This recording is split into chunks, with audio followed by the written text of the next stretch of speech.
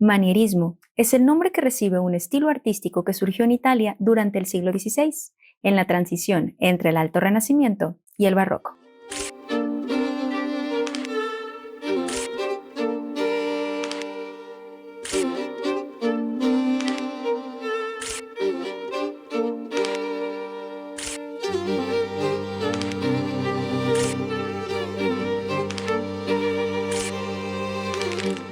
La palabra proviene del italiano maniera, que significa modo de hacer. Giorgio Vasari la usó para describir la elegancia y la sofisticación de los grandes maestros del Renacimiento, Leonardo, Miguel Ángel y Rafael.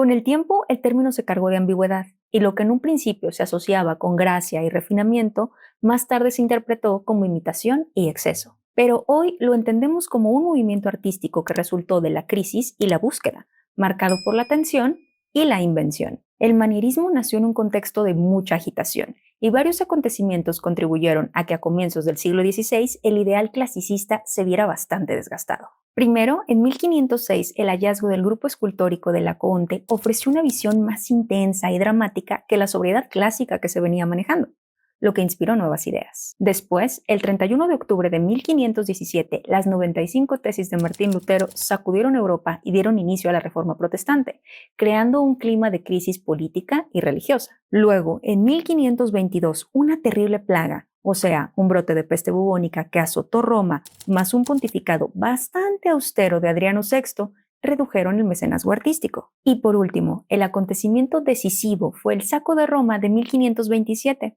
en el que tropas de Carlos V, compuestas por españoles, italianos y lansquenetes alemanes, que eran mercenarios famosos y temidos por su ferocidad, saquearon e invadieron Roma durante meses. Así que, en conclusión, la violencia, la peste y la dispersión de artistas quebraron la centralidad de Roma y propagaron el nuevo estilo hacia Florencia, Venecia, España y Francia. En los siglos XVIII y XIX, el manierismo fue duramente criticado y se le consideraba una decadencia e imitación superficial del Renacimiento. Se le acusaba de virtuosismo vacío, lleno de poses extrañas y colores artificiales. Fue hasta el siglo XX que comenzó a revalorarse como una fase autónoma y tardía del Renacimiento, capaz de expresar la crisis y complejidad de su época. El manierismo no buscaba imitar la naturaleza de manera directa. Su objetivo era crear un arte sofisticado, elegante y complejo, capaz de asombrar, desconcertar y hasta de divertir. Los artistas se dejaban llevar por sus gustos personales,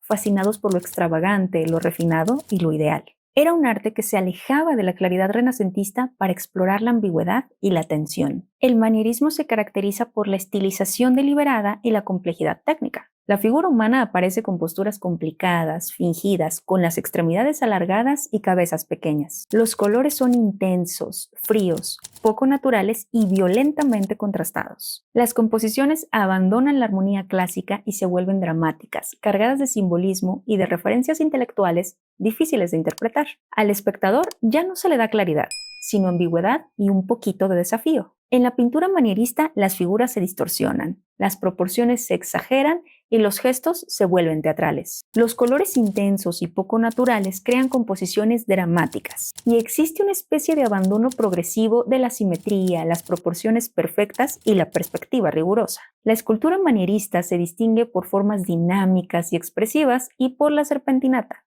que es una extensión del contrapposto. Recordemos que el contrapposto es una pose equilibrada pero asimétrica, donde el peso del cuerpo se apoya en una sola pierna, liberando la otra, creando una sensación de movimiento natural. Mientras que en la serpentinata las figuras se disponen en forma de espiral ascendente o de serpentina, lo que transmite una sensación de movimiento giratorio y contorsionista. La arquitectura manierista adquiere un carácter casi escenográfico. Busca sorprender e inquietar con elementos decorativos exagerados, ubicaciones poco lógicas y proporciones alteradas. Se rechaza la armonía y el equilibrio de la arquitectura clásica, concentrándose más bien en los contrastes. Los historiadores han intentado dividir el manierismo en etapas, y aunque no hay un consenso, se suele hablar de tres fases. En un principio, un manierismo inicial o anticlásico, de 1515 a 1530 a 1550, en contraste con el Alto Renacimiento y con estilos híbridos fuera de Italia. Después, un alto manierismo en las décadas centrales del siglo XVI, consolidado como estilo dominante en Europa, marcado por virtuosismo, intelectualismo y extravagancia. Y al final, un manierismo tardío desde 1580 en Italia y extendido por Europa hasta el siglo XVII, donde se recuperan valores naturalistas inspirados en Rafael. El manierismo se vio condicionado por las exigencias del Concilio de Trento en el arte sacro. Este concilio reformó al arte al redefinirlo como una herramienta pedagógica y propagandística para la Contrarreforma, enfatizando su función didáctica y devocional. Se reafirmó que las imágenes de Cristo, la Virgen y los santos debían ser veneradas, no por sí mismas, sino como representación de sus modelos espirituales, y se encargó a los obispos enseñar las historias de la redención a través de estas imágenes. Esta nueva regla impulsó el desarrollo del arte manierista en el mundo católico, un estilo que se apoyaba en el dramatismo para conmover e instruir a los fieles en la fe. El manierismo funcionó como un puente hacia el barroco.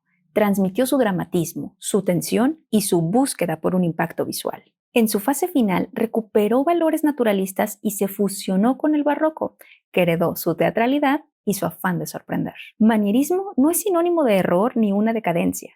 Fue claro ejemplo de que el arte funciona como espejo social, como un reflejo. Un arte de crisis, de transición, nacido del caos y de la incertidumbre. Su legado nos recuerda que el arte no siempre busca claridad.